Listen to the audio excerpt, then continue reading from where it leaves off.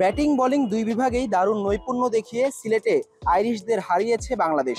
অভিজ্ঞতায় ঢের পিছিয়ে থাকা আনকোরা আয়ারল্যান্ড বলে কি এত সহজ জয়? সেই প্রশ্ন উঠলেও বাংলাদেশ অধিনায়ক বলছেন প্রতিপক্ষের চেয়েও ব্যাটিং ও বোলিং ইউনিটের স্কিল আর সঠিক পরিকল্পনার কারণেই এমন জয়।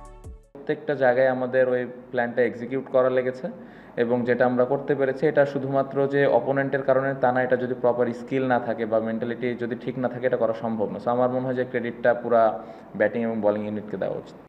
17 ইনিংস পর প্রথমবার 50 অর্ধ রানের দেখা পেয়েছেন মাহমুদুল হাসান জয়। ডাবল সেঞ্চুরির আক্ষেপ থাকলেও দুর্দান্ত শতকে পেয়েছেন ম্যাচ সেরার পুরস্কার। অপরদিকে অভিষেক টেস্টে 2 ইনিংসে 6 উইকেট পেয়েছেন হাসান মুরাদ। দুজনেই প্রশংসা কুড়িয়েছেন অধিনায়কের।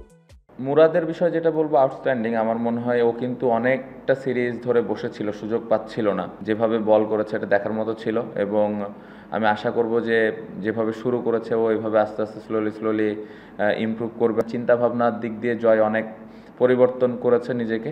আমি আশা করব যে যেই মেন্টালিটিটা নিয়ে ও খেলেছে এটা ভবিষ্যতেও যে সব টিমের সাথে এভাবেই খেলবে। সিরিজের দ্বিতীয় ম্যাচে মিরপুরে 100 টেস্টের মাইল ফলকে স্পর্শ করবেন মুশফিক। সেই ম্যাচ যেমন স্মৃতিমধুর করে রাখতে চান, তেমনি আরও লম্বা সময় দলকে সার্ভিস দেবেন মুশফিক, ভাবনা নাজমুল শান্তর। এরকম একটা মানুষকে সর্বোচ্চ পর্যায়ে আমাদের সম্মানটুকু দেওয়া উচিত এবং অ্যাজ এ ক্যাপ্টেন হিসেবে ওই জিনিসটা করারই চেষ্টা করব। পাশাপাশি আমার মনে হয় যে আমি আশা করব যে মুশফিক ভাই 100 খেলার পরেও যেন উনি আরও বেশি কন্টিনিউ করে দলের হয়ে। কারণ হাসান আল মারুফ, যমুনা স্পোর্টস, সিলেট।